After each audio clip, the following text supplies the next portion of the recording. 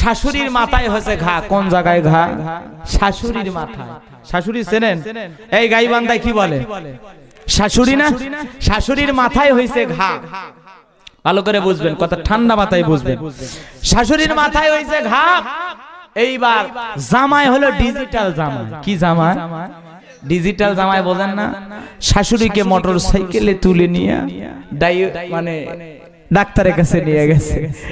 ডাক্তারও digital doctor বলেছে, বাজান তোমার শাশুড়ির কোনো সমস্যা নাই, সমস্যা একটাই, একটা মলম দিলাম, কপালে ঘা হয়েছে, যেখানে ঘা হয়েছে ওখানে 3 বেলা মালিশ করবা। তো খবরদার মাছি যেন না পড়ে।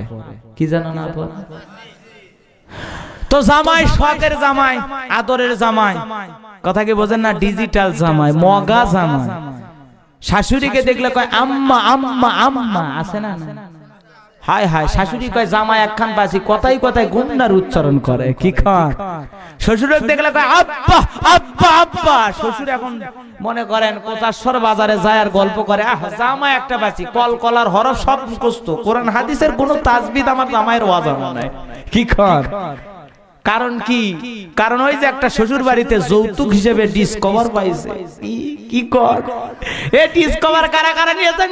জামাই রাগ করে মাসি খেদায়, বারবার মাসি পড়ে, মাসি খেদায়। এইবার খেপে গেছে, এই মাসি কথা শুনিস না বেটা, তুই কি ট্রেনিং দিস নাই, প্রশিক্ষণ দিস নাই, বারবার আমার শাশুড়ির কপালে পড়িস, তোর সাহস তো কম না।